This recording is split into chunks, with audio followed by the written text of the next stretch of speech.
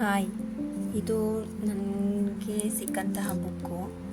ಇದು ಸುಮಾರು ಯಾವಾಗಾಗಿರೋದು ಅಂದರೆ ಇದು ಪ್ರಿಂಟಿಂಗು 1969ರಲ್ಲಿ 19/1/1969ರಲ್ಲಿ ಪ್ರಿಂಟ್ ಆಗಿರುವಂಥದ್ದು. ಇದು ನಮ್ಮ ತಾತ ಓದ್ತಾ ಇದ್ರಂತೆ, ಅವರು ಎತ್ತಿಟ್ಟಿದ್ರು. ನನಗೆ ಸಾಮಾನ್ಯವಾಗಿ ಈಗ ಸ್ವಲ್ಪ ದಿನದಲ್ಲಿ ಸಿಕ್ಕಿದ್ದು. ತುಂಬ ಚೆನ್ನಾಗಿರೋದು. ಇದು ಕಿಷ್ಕಿಂಧ ಕಾಂಡ ಅಂತ.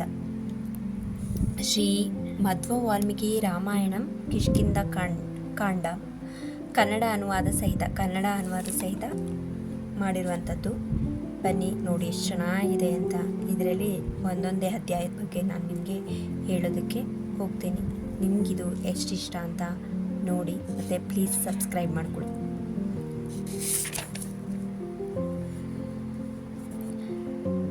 ಕಾವ್ಯ ವ್ಯಾಸಂಗದ ಮೂಲ ಸೂತ್ರಗಳು: ಕಾವ್ಯದೃಷ್ಟಿ, ಜೀವನ ಸಂಸ್ಕಾರ, ಆತ್ಮಾರ್ಪಣ ಬುದ್ಧಿ, ಯಥಾರ್ಥ ಗ್ರಹಣ,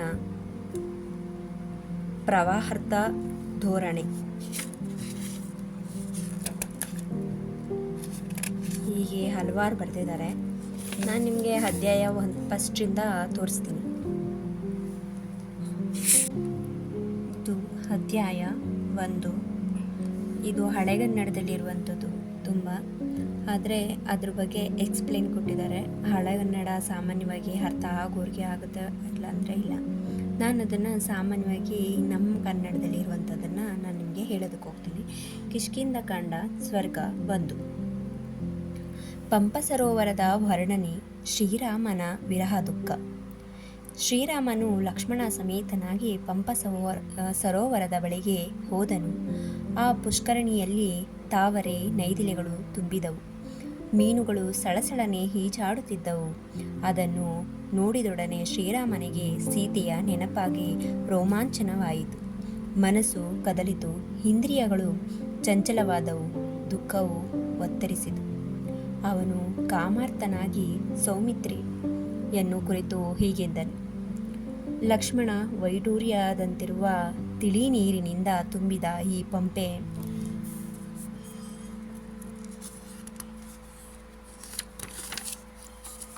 ಎಷ್ಟು ಚೆನ್ನಾಗಿದೆ. ತಾವರೆ ನೈದಿಲೆಗಳು ಹರಳಿ ನಿಂತಿವೆ. ತೀರದಲ್ಲಿರುವ ವಿವಿಧ ವೃಕ್ಷಗಳಿಂದ ಈ ಕೊಳವು ಮನೋಹರವಾಗಿದೆ. ಸುತ್ತಲೂ ಬೆಳೆದಿರುವ ಮನೋಜ್ಞಾನದ ಈ ಕಾನನವನ್ನು ನೋಡು. ಪರ್ವತಾಕಾರವಾದ ಉನ್ನತ ವೃಕ್ಷಗಳನ್ನು ನೋಡು. ಎತ್ತರದಲ್ಲಿರುವ ಕೊಂಬೆಗಳು ಶಿಖರಗಳಂತೆ ಕಾಣಿಸುತ್ತವೆ. ತಮ್ಮ ಭರತನ ಕಷ್ಟವನ್ನು ನೆನೆದು ಶೋಕ ಸಂತಪ್ತನಾಗಿದ್ದ ನನಗೆ ವೈದೇಹಿಯ ಅಪಹಾರದಿಂದ ಮನೋವ್ಯಥೆಗಳು ಕಾಡಿಸತೊಡಗಿದವು. ಶೋಕಾರ್ತನಾದ ನನಗೂ ಈ ಪಂಪೆಯು ಮನೋಹರವಾಗಿ ಕಾಣುವುದು.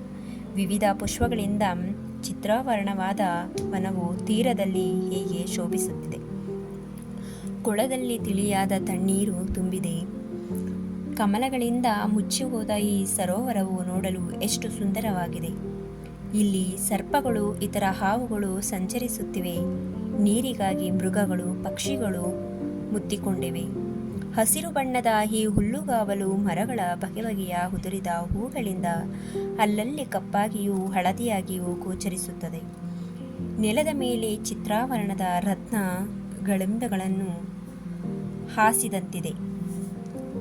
ವೃಕ್ಷಾಗ್ರಗಳು ಸುತ್ತಲೂ ಹೂವಿನ ಭಾರದಿಂದ ಬೀಗುತ್ತಿವೆ. ಈ ವೃಕ್ಷಗಳನ್ನು ಪುಷ್ಪಲತೆಗಳು ಗಾಢವಾಗಿ ಅಪ್ಪಿಕೊಂಡಿವೆ. ಲಕ್ಷ್ಮಣ, ಇದು ಕಾಮಪ್ರಚೋದಕವಾದ ವಸಂತಕಾಲ. ಹಿತಕರವಾಗಿ ತಂಗಾಳಿಯು ಬೀಸುವ ಕಾಲ. ಮರಗಳಿಂದ ಹೂಗಳರಳಿ ಹಣ್ಣುಗಳು ಸೂಸುವ ಸುಗಂಧಮಯವಾದ ಕಾಲ. 9-10. ಸೌಮಿತ್ರಿ ಹೂಗಳಿಂದ ಬೀಗಿದ ಈ ವನಗಳು ಮೋಡಗಳು ಮಳೆಗರೆಯುವಂತೆ ಹೂಮಳೆಗೈಯುವುದನ್ನು ನೋಡು. ನಾನಾ ಜಾತಿಯ ಕಾನನ ವೃಕ್ಷಗಳು ಗಾಳಿಯ ವೇಗಕ್ಕೆ ತೂಗುತ್ತಾ ರಮ್ಯವಾದ ಬಂಡೆಗಳ ಮೇಲೆ ಹೂಗಳನ್ನು ಸುರಿಸುತ್ತಾ ಭೂಮಿಯನ್ನು ಮುಚ್ಚುತ್ತಿವೆ. ಅತ್ತ ನೋಡು ಲಕ್ಷ್ಮಣ, ಬಿದ್ದಿರುವ ಹೂಗಳನ್ನು ಬೀಳುತ್ತಿರುವ ಹೂಗಳನ್ನು ಹಾರಿಸುತ್ತಾ, ಮರದಲ್ಲಿರುವ ಹೂಗಳನ್ನು ಅಲ್ಲಾಡಿಸುತ್ತಾ ಮಾರುತನು ಆಟವಾಡುವಂತೆ ಕಾಣುವನು. ಹೂಗಳನ್ನು ಹೇರಿಕೊಂಡಿರುವ ಮರದ ಕೊಂಬೆಗಳನ್ನು ಚಲಿಸುತ್ತಾ ಮಾರುತನು ಮುಂದೆ ಸಾಗುವನು. ದುಂಬಿಗಳು ಕುಳಿತ ಸ್ಥಳವನ್ನು ಬಿಟ್ಟು ಹಾಡುತ್ತಾ ಹಿಂದೆ ಸಾಗುವವು. ಈ ಮಾರುತನು ಮತ್ತ ಕೋಗಿಲೆಗಳಿಂದ ಕುಹು ಎಂದು ಕೂಗಿಸುತ್ತಾ ಮರಗಳಿಂದ ನೃತ್ಯ ಮಾಡಿಸುವಂತಿದೆ. ಗಿರಿಗುಹೆಗಳಿಂದ ಹೊರಟು ತನನ ಮರದ ತುದಿಯನ್ನು ಒಂದಕ್ಕೊಂದು ಸೇರಿಸಿ ಹೆಣೆದಂತೆ ಕಾಣುತ್ತದೆ.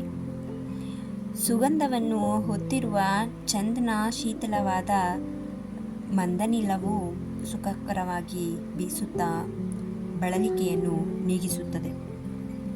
ಮಕರಂದಗಂಧಿಯಾದ ಈ ವನಗಳಲ್ಲಿ ದುಂಬಿಗಳು ಝೇಂಕಾರಿಸುವುದನ್ನು ಕೇಳಿದರೆ ವಾಯು ತಮ್ಮನ್ನು ತಳ್ಳುತ್ತಿರುವನೆಂದು ಮರಗಳು ಕೂಗಿಕೊಳ್ಳುತ್ತಿವೆಯೋ ಎನಿಸುತ್ತಿದೆ. ರಮ್ಯವಾದ ಬೆಟ್ಟದ ತಪ್ಪಲುಗಳಲ್ಲಿ ಹೂಗಳಿಂದ ಮನೋರಮವಾದ ಮಹಾವೃಕ್ಷಗಳು ಬೆಟ್ಟದ ಶಿಖರದವರೆಗೂ ಬೆಳೆದು ವಿರಾಜಿಸುತ್ತಿವೆ. ಪುಷ್ಪಮಾಲೆಗಳನ್ನು ಮುಡಿದು ಗಾಳಿಯಿಂದ ತೂಗುತ್ತಾ ಗುಯ್ ಎನ್ನುವ ದುಂಬಿಗಳಿಂದ ತುಂಬಿದ ಈ ಮರಗಳು ಹಾಡಲಾರಂಭಿಸಿದ ಸಂಗೀತಗಾರರಂತೆ ಶೋಭಿಸುತ್ತವೆ. ಲಕ್ಷ್ಮಣ ಇತ್ತ ನೋಡು, ಪುಷ್ಪಿತಗಳಾದ ಈ ಬೆಟ್ಟದಾವರಿಯ ಗಿಡಗಳನ್ನು ಪೀತಾಂಬರವನ್ನುಂಟು ಚಿನ್ನದ ಒಡವೆಗಳನ್ನು ತೊಟ್ಟಿರುವಂತಹ ಜನರಂತೆ ಒಪ್ಪುತ್ತಿವೆ. ಹಕ್ಕಿಗಳ ಬಗೆ ಬಗೆಯ ನಾದಗಳಿಂದ ರಂಜಿಸುವ ಈ ವಸಂತವು ಸೌಮಿತ್ರಿ ಸೀತಾಹೀನನಾದ ನನ್ನ ಶೋಕವನ್ನು ದೀಪ್ತಗೊಳಿಸುತ್ತದೆ. ಶೋಕದಿಂದ ನೊಂದಿರುವ ನನ್ನನ್ನು ಮನ್ಮಥನು ಮತ್ತೆ ಪೀಡಿಸುವನು. ಈ ಕೋಗಿಲೆಯು ಸಂತೋಷದಿಂದ ಉಬ್ಬಿ ಗರ್ವದಿಂದ ಕೂಗುತ್ತಾ ನನ್ನನ್ನು ಕರೆದು ಹಂಗಿಸುತ್ತಿದೆ. ರಮ್ಯವಾದ ಆ ಹೊಳೆಯಲ್ಲಿ ಆನಂದದಿಂದ ಕೂಗುವ ನೀರು ಕೋಳಿಯು ಮದನವಿಷ್ಟನಾದ ನನಗೆ ಮತ್ತಷ್ಟು ಶೋಕವನ್ನು ತಂದೊಡ್ಡುವುದು. ಹಿಂದೆ ಆಶ್ರಮದಲ್ಲಿದ್ದಾಗ ಈ ಬಗೆಯ ಹಕ್ಕಿಯ ಕೂಗನ್ನು ಕೇಳಿದೊಡನೆ ನನ್ನ ಕಾಂತೆ ನನ್ನನ್ನು ಸಂತೋಷದಿಂದ ಕರೆದು ಎಷ್ಟು ನಲಿಯುತ್ತಿದ್ದಳು. ಲಕ್ಷ್ಮಣ ಬಣ್ಣ ಬಣ್ಣದ ಹಕ್ಕಿಗಳನ್ನು ಬಗೆ ಬಗೆಯಾಗಿ ಚಿಲಿಪಿಲಿಗೊಟ್ಟು ಮರ ಬಳ್ಳಿ ಪೊದೆಗಳಿಗೆ ಬಂದು ಹೆಗರುವುದನ್ನು ನೋಡಿದೆಯಾ? ಈ ಹೆಣ್ಣು ಹಕ್ಕಿಗಳನ್ನು ಗಂಡು ಹಕ್ಕಿಗಳೊಡನೆ ನಲಿಯುವಾಗ ಅವುಗಳ ಅನುರೂಪದ ದಾಂಪತ್ಯವನ್ನು ಕಂಡು ಗುಂಪಿನ ಉಳಿದ ಹಕ್ಕಿಗಳು ಅಭಿನಂದಿಸುತ್ತಿವೆ. ಆ ಸಮಯದಲ್ಲಿ ದುಂಬಿಗಳು ಝೇಂಕಾರವನ್ನು ಕೇಳಿ ಮತ್ತಷ್ಟು ಹುಬ್ಬಿ ಈ ಹಕ್ಕಿಗಳು ಮಧುರವಾಗಿ ಕೂಗುತ್ತಿವೆ. ನೋಡು ಲಕ್ಷ್ಮಣ, ಈ ಪಂಪತೀರದಲ್ಲಿ ಹಕ್ಕಿಗಳು ಹಿಂಡು ಹಿಂಡಾಗಿ ಆನಂದದಿಂದ ನಲಿಯುತ್ತಿವೆ. ಇತ್ತ ನೀರ್ಗೋಳಿಗಳ ನಲ್ಮೆಯ ಚಿತ್ಕಾರ,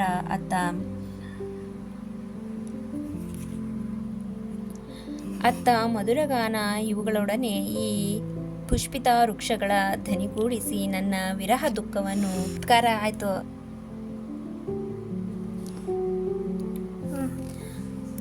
ಅತ್ತ ಮಧುರಗಾನ ಇವುಗಳೊಡನೆ ಈ ಪುಷ್ಪಿತ ವೃಕ್ಷಗಳ ಧನಿಗೂಡಿಸಿ ನನ್ನ ವಿರಹ ದುಃಖವನ್ನು ಕೆರಳಿಸುತ್ತಿವೆ. ವತ್ಸ, ಈ ವಸಂತವನ್ನು ಅಗ್ನಿಯಾಗಿ ನನ್ನನ್ನು ಸುಡುವನು. ಅಶೋಕ ಪುಷ್ಪದ ಗೊಂಚಲುಗಳೇ ಕೆಂಡಗಳು, ದುಂಬಿಗಳ ಝೇಂಕಾರವೇ ಇದರ ಚಟಚಟತ್ಕಾರ ಚಿಗುರಲೆಗಳು. ಕೆಂಪನೆಯ ಜ್ವಾಲೆಗಳು, ನನ್ನ ಸೀತೆಯ ಕಣ್ಣೆವೆಗಳು ಎಷ್ಟು ನವಿರಾದವು. ತಲೆಗೂದಲು ಎಷ್ಟು ಸುಂದರವಾದವು ಲಕ್ಷ್ಮಣ.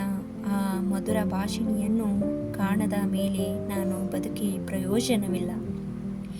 ಎಲ್ಲೆಲ್ಲಿಯೂ ಕೋಗಿಲೆಗಳಿಂದ ಅಕುಲವಾಗಿ ಅರಣ್ಯಕ್ಕೆ ಸೌಂದರ್ಯವನ್ನು ತಂದುಕೊಡುವ ಈ ವಸಂತ ಕಾಲವು ನನ್ನ ದಾಯಿತೆಗೆ ಬಹಳ ಪ್ರಿಯವಾದುದು. ಮದನ ಪೀಡೆಯಿಂದ ಜನಿಸಿ ವಸಂತ ರಮಣೀಯತೆಯಿಂದ ಭುಗಿಲ್ ಎನ್ನುವ ಈ ಶೋಕಾಗ್ನಿಯು ನನ್ನನ್ನು ಬೇಗನೆ ದಹಿಸ ಬಿಡುವುದು, ವಿಳಂಬವಾಗದು. ಆ ದಹಿತೆಯನ್ನು ಕಾಣದೆ ಈ ಸುಂದರ ವೃಕ್ಷಗಳನ್ನು ಮಾತ್ರ ನೋಡುತ್ತಿರುವ ನನಗೆ ಕಾಮಸಂತಾಪವು ಹೆಚ್ಚುವುದು. ಕಣ್ಣಿಗೆ ಕಾಣಿಸದ ವೈದೇಹಿ ಬೆವರಿನ ಸೋಂಕನ್ನೇ ತೊಡೆಯುತ್ತಾ ಕಣ್ಣಿಗೆ ಕಾಣಿಸುವ ಈ ಶೋಕಗಳಿಂದ ಬಸವಳಿದ ನನಗೆ ಲಕ್ಷ್ಮಣ ಚಿಗರೆಯ ಕಣ್ಣಿನ ನನ್ನ ಕಾಂತಿಯು ಸಂತಾಪವನ್ನು ತಂದಿದ್ದಾಳೆ. ವನದಲ್ಲಿ ಬೀಸುವ ಈ ವಸಂತ ನೀಲನು ಬಹಳ ಕ್ರೂರ. ಅಲ್ಲಲ್ಲಿ ಕುಣಿಯುತ್ತಿರುವ ಈ ನವಿಲುಗಳು ಎಷ್ಟು ಸುಂದರವಾಗಿ ಕಾಣುತ್ತವೆ. ಗಾಳಿಯಿಂದ ಕೆದರಿದ ಗರಿಗಳು ಸ್ಫಟಕಮಯವಾದ ವಗಕ್ಷಗಳಂತೆ ರಾಜಿಸುತ್ತವೆ. ಸುತ್ತಲೂ ಹೆಣ್ಣು ನವಿಲುಗಳಿಂದ ಪರಿವೃತವಾಗಿರುವ ಈ ನವಿಲುಗಳು ಮದದಿಂದ ಮೈಮರೆಯುತ್ತಿವೆ. ಕಾಮಸಂತಾಪ್ತನಾದ ನನ್ನ ವಿರಹ ದುಃಖವನ್ನು ವರ್ಧಿಸುತ್ತಿವೆ. ಲಕ್ಷ್ಮಣ, ಇಲ್ಲಿ ನೋಡು, ಈ ಬೆಟ್ಟದ ತಪ್ಪಲಿನಲ್ಲಿ ನರ್ತಿಸುವ ಮಯೂರನು ಕಂಡು ಕಾಮಾರ್ಥಳಾದ ಈ ಮಯೂರಿಯು ನನ್ನ ಪತಿಯಂತೆ. ತಾನು ನೃತ್ಯವಾಡುತ್ತಿದೆ. ಮಯೂರವು ತನ್ನ ಕಾಂತಿಯನ್ನು ಭಾವನನ್ನ ಕುರಿತು ಸುಂದರವಾದ ರೆಕ್ಕೆಗಳಿಂದ ಕೆದರಿಕೊಂಡು ಕೇಕೆ ಹಾಕುತ್ತಾ ಮಯೂರಿಯ ಬಳಿಗೆ ಓಡುತ್ತಿದೆ. ಅದು ಕೇಕಾಧ್ವನಿಯಿಂದ ನನ್ನನ್ನು ಅಣಕಿಸುವಂತೆ ಕಾಣುತ್ತದೆ. ಆಹಾ, ಈ ಮಯೂರದ ಕಾಂತಿಯನ್ನು ರಾಕ್ಷಸನು ಅಪಹರಿಸಿಲ್ಲ. ಆದ್ದರಿಂದ ರಮ್ಯವಾದ ವನಪ್ರದೇಶದಲ್ಲಿ ಕಾಂತಿಯೊಡನೆ ಕುಣಿಯುತ್ತಿದೆ. ನನಗಾದರೇನು, ಈ ಪುಷ್ಪ ಮಾಸದಲ್ಲಿ ಸೀತೆ ಇಲ್ಲದಿರುವುದು ದುಸ್ಸಹವಾಗಿದೆ. ಲಕ್ಷ್ಮಣ, ಈ ತಿರ್ಯಾಂಗಜಂತುಗಳಿಂದ ಎಷ್ಟು ಅನುರಾಗವಿರುವುದು ನೋಡು.